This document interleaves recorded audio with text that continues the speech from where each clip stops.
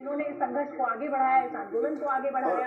और स्वप्न जी, मैं यहाँ एक बात जोड़ना चाहता हूँ, ये जोड़ना चाहता हूँ, जब सबसे पहली मीटिंग हुई राम जन्मभूमि और जो कंस्ट्रक्शन कमेटी थी जिसमें चंपत राय थे, नब्बे मिश्रा जी थे, इन लोगों से तो प्रधानमंत्री ने उनसे दो बातें कही। दो बातें क्या? पहला, मंदिर शास्त्रोक्त होना चाहिए, यानी शास्त्रों के हिसाब से रामायण का भी पालन हो, उसमें रामचरितमानस का भी पालन हो, जो लिखा गया है उससे बिल्कुल काटा ना जाए। सबसे पहली बात वो कि वो शास्त्रों के अनुसार बने। तो दूसरी सबसे बड़ी बात उन्होंने कही कि इस मंदिर के अंदर पूरे देश की झलक मिलनी चाहिए। इसीलिए चंपत राय समझा रहे हैं कि कर्नाटक के मूर्तिकार ने इसको बनाया है, मकराना राजस्थान के पत्थर बुलाए गए हैं, बाकी पत्थर यहाँ से आए हैं, तो ये पूरा मंदिर पूरे भारत को समेटे हुए है और उसी की झलक प्रधानमंत्री ने दिखाने को कहा था। पहली बात कि शास्त्रों के हिसाब से मंदिर बने और दूसरा कि इसमें पूरा भारत की झलक दिखलाई दी। तो राम मंदिर के अंदर पूरे भारत का कुछ न कुछ लगा हुआ है। बिल्कुल। संघ प्रमुख भी मोहन भागवत जी भी प्रधानमंत्री नरेंद्र मोदी के बराबर में अपना आसन ग्रहण कर चुके हैं।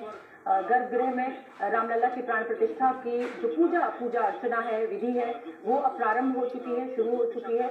और हमें यहाँ पर ये जो सभी को इंतजार है, देश को इंतजार है, तो रामलला का पूरा उस रूप का हम दर्शन करना चाहते हैं। और ये आचमन जिसको कहा जाता है, पहले शुद्धि की जाती है, फिर आचमन किया जाता है। तो सुन लेते हैं, शायद मंत्रोच्चार की आवाज भी हमें सुनाई दे। भारत की एकात्मता के, भारत के वैभव के इस अटूट प्रदर्शन के आज देखिए, भारत क्या था, मतलब त्रेता युग से पहले तो वैदिक युग था ना, जहाँ वेद लिखे गए, उपनिषद लिखे गए, तमाम चीजें निकल कर बाहर आई। ये हमारी सॉफ्ट पावर है।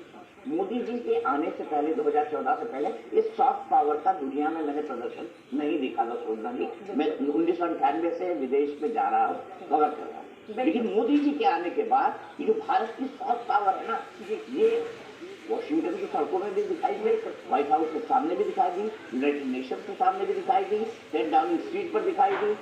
और आप मैं इस समय इन तस्वीरों को देख के इतनी भावेगल और मुझे लग रहा है कि ये भी भाग्य होता होगा। ये इतने लंबे संघर्ष का, इतने लंबे इंतजार का फल या मौका ये कहिए कि प्रधानमंत्री नरेंद्र मोदी को मिल रहा है। उनके किस्मत में था कि प्राण प्रतिष्ठा कार्यक्रम में वो मतलब हिस्सा ले।